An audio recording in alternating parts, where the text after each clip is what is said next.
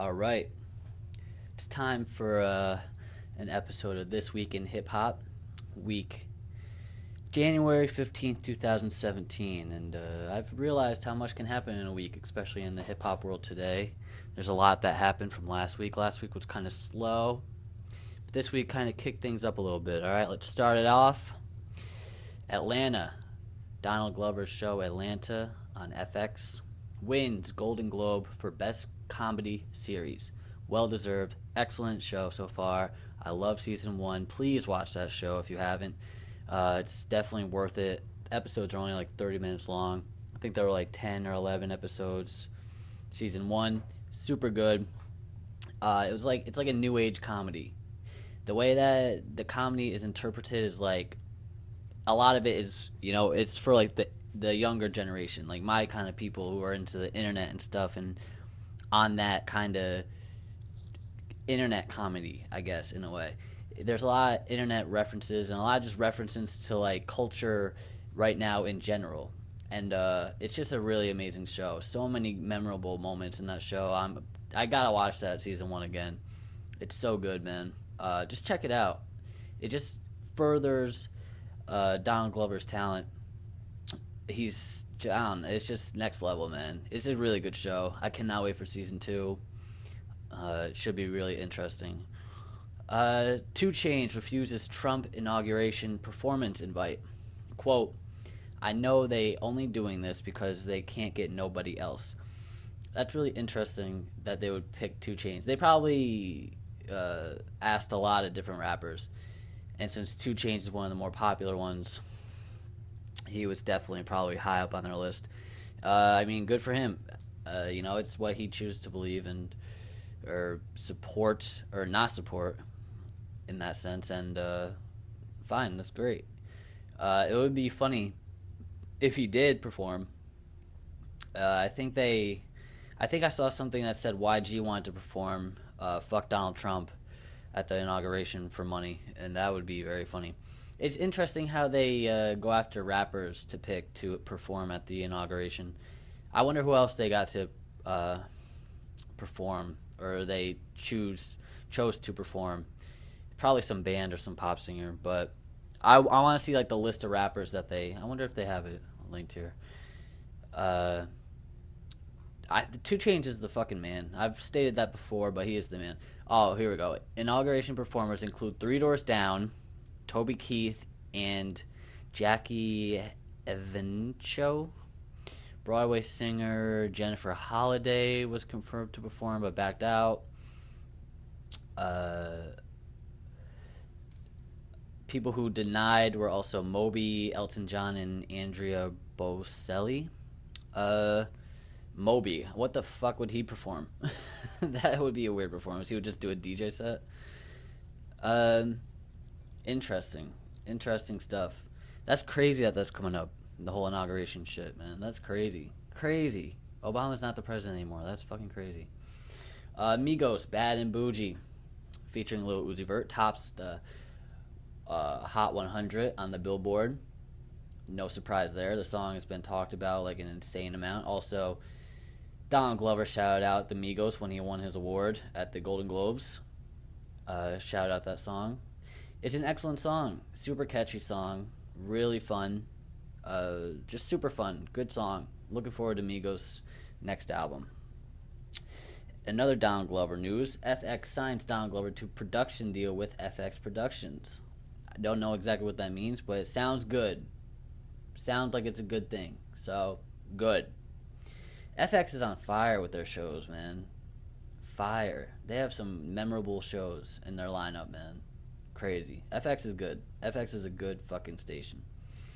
What a surprise. Migos and Childish Gambino collab on the way, according to Offset. That'll be very interesting. That'll be super interesting. I wonder what that will sound like. I think it was Quavo. Quavo kind of branched out when he did more of his features. Like he had that feature on Surf where he was not. It wasn't like that regular Migos kind of thing. Like he's been branching out a bit, and like pick up the phone. Like he's getting out of his comfort zone a bit, And I mean, Gambino is 100% out of his comfort zone. So that'd be interesting if they both together brought something that was super different. You know, it wasn't like 100% Migos sounding. It wasn't 100% Gambino sounding.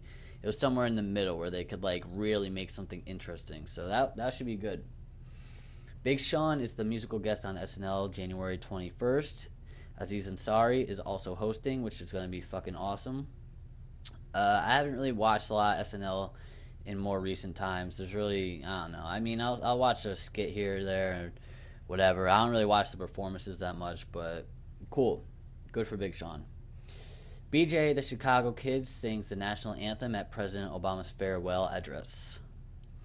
BJ came such a long fucking way, man. Crazy. It's crazy. Like, we watched his growth, you know? I haven't listened. No, I feel like I did listen to one of his projects way back in the day. Maybe when he was working with those Kendrick features in them.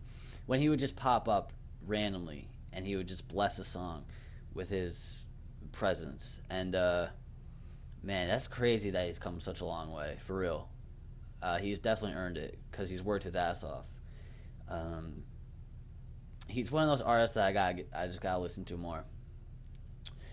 Kodak Black was on the Breakfast Club for an extremely awkward interview. He wore a ski mask the whole time, and he didn't say much and didn't really participate in the interview. And it kind of was making you question, like, why did you come on the Breakfast Club then? Like, we can't even say just to show your face because he literally did not show his face. And he looked like a weirdo with that ski mask on. It looked kind of intimidating in a bit.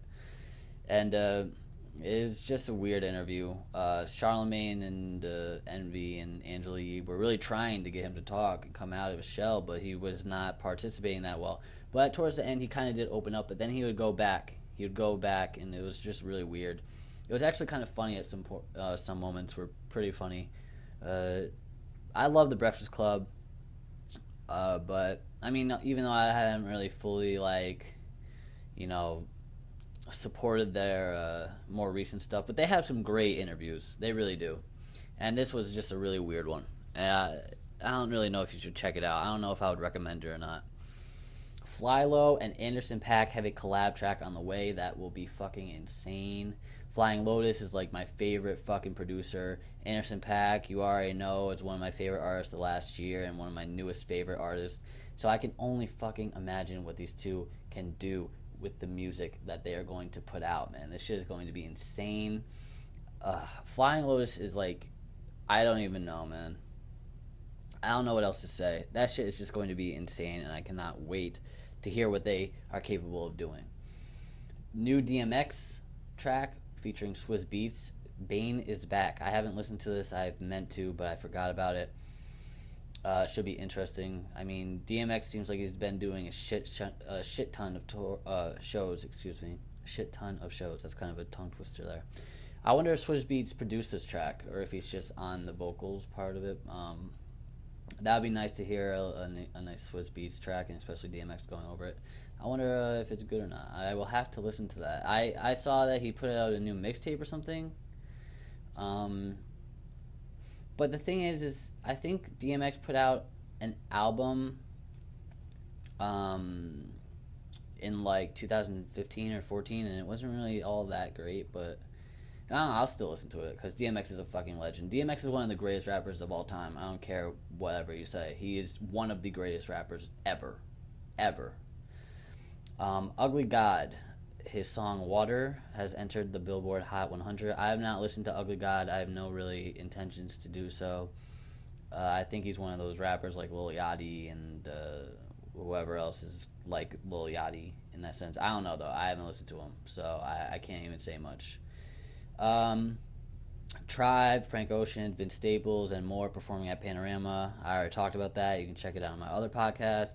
New SZA song called Drew Barrymore.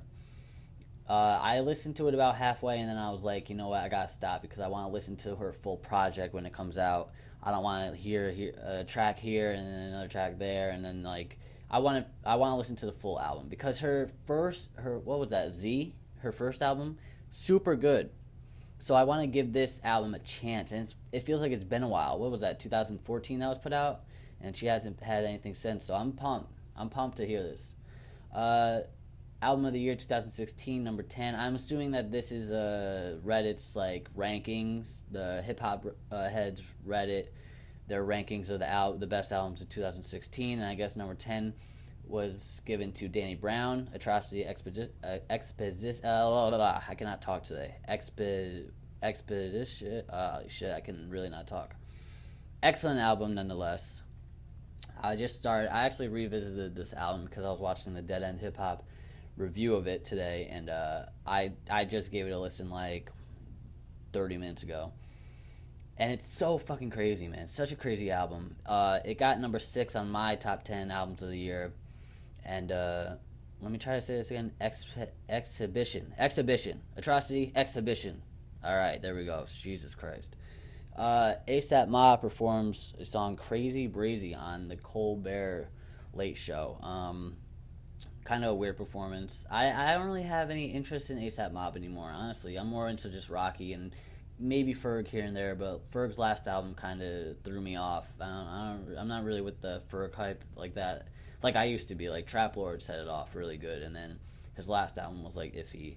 And ASAP Mob, it's not that they're not enjoyable, but it's nothing that I really look forward to though. That's just what it is, It's been so long now. I mean, they used to put out good shit, but I can't even say that because they put out that one album, like their first release, their major release was like, it was alright, I'm personally just more into a Rocky guy, so it's whatever. Mike Tyson put out a song, If You Show Up, which is a Soulja Boy diss track. I don't even know what to say to that. I don't know. I have nothing to say to that. Sid put out her solo project, I believe, or she put out a solo song. I don't know if she put out the full project yet, but this is the video titled All About Me, and I definitely want to check this project out. I loved the Internet's last album, which I really should go back to that. But I guess the whole, or many of the people from the Internet are putting out solo projects, which should be interesting. I have no idea what to expect, and it should be good. And I guess Young Chop goes live on Instagram every day at 2 p.m. People. He made a post in the Hip Hop Heads subreddit announcing that he goes live on Instagram every day at 2 p.m. So if you didn't know that, well, now you know, and you can check him out. Not sure what he does live. I'm assuming it's beat related, but it might not be beat related. It could just be him live at 2 p.m. every day. People. Kodak Black says Lil Wayne can eat his ass. Not sure why Kodak Black decided to go at Lil Wayne. And he also said that he wanted to fight Lil Wayne, that's kind of weird. I feel like both of them are not like the biggest of people, right? Like Lil Wayne is kind of shorter. Kodak Black also looks like he's pretty short, but it's like there's kind of like a age gap there. It's like Lil Wayne is kind of like a grown ass fucking guy. And Kodak Black is just like a scrawny little dweeb kind of guy. You know what I mean? Like he's like I think he might be younger than me even. But it's like, how are you going to fight Lil Wayne? Like what the fuck? Like what is that? And the thing is, they addressed this on the Breakfast Club interview and he had nothing to say about it. Which could be reasons like he didn't want to talk about it. He wanted to talk about something else, or he really has like no actual reason to wanting to literally physically fight Lil Wayne. Like what is the reason? What actually is the reason for that? This is another album of the year, 2016, number 8 spot, given to Malibu by Anderson .Paak. I mean, you guys already know what the fuck I think about this album, man. Listen to that shit. Support Anderson .Paak. Kendrick Lamar's freestyle over Kanye West, So Appalled, in 2009. I remember coming across this video when I started getting into Kendrick, and man, this shit set it off perfectly. I was like, I think it was after I listened to Section 80, and I was like, holy shit, man. And I went on a fucking Kendrick rampage, and goddamn, it's so amazing to me to see all of TDE's growth and all the rappers from then that started like coming up when like Section 80 came up in like 2011, like all those rappers from that time. And now you see like Kendrick's on top, Schoolboy's on top, Gambino's on top, Tyler's on top, all those guys who started off like popping around that time, like 2010, 2011, and now it's like they're on top. They're the fucking leaders, and we watched that happen. We watched and supported that growth, and I think that is the best thing ever, and it's awesome. I feel very awesome about that. 21 Savage and Metro Boomin's No Heart confirmed RIAA Platinum. Good for them. Metro Boomin can do no wrong. He is a monster, and 21 Savage is also a monster. Someone posted the classic video of Schoolboy Q falling asleep during one of Kendrick Lamar's freestyles at a radio station. This is a classic fucking video. Please watch this shit if you want to laugh your ass off, because it's funny because Schoolboy Q starts falling asleep, and then when Kendrick will like say something, you can tell like Schoolboy is not trying to fall asleep, but like he'll act like he wasn't asleep, and he'll try like he'll be nodding his head and like looking like Kendrick said some like crazy shit, but like Schoolboy is just asleep, so he didn't hear any of it or could recall anything that's happening. So it's a great classic video. Not too much else has happened, but there was a lot of stuff that happened, man. There was a lot of stuff that happened this week. A lot of things are being announced. Okay. So this says Syd's debut solo album is out February 3rd, so I guess it was just one of her songs that came out.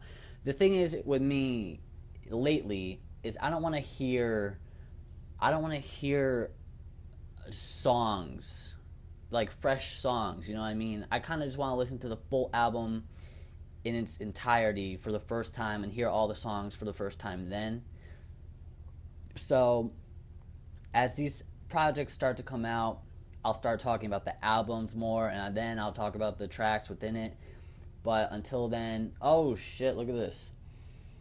Madlib announces new instrumental project, or instrumental album, Bad Neighbor. I'm not sure if this is... I'm going to have to look more into that. Hopefully that's true. Lil Yachty revealed his new album titled Teenage Emotions. That should be interesting. Free Nationals LP coming this year, which will be incredible. Fuck yes. Boston Calling also had a lot of good rappers on it. Chance, Run the Jewels, Danny Brown, Flatbush, a couple more there. I'm just pumped, man. It's going to be a great year. And that's really all that happened this week. But, yeah, so this week was more like of announcing things. You know, some songs here and there came through.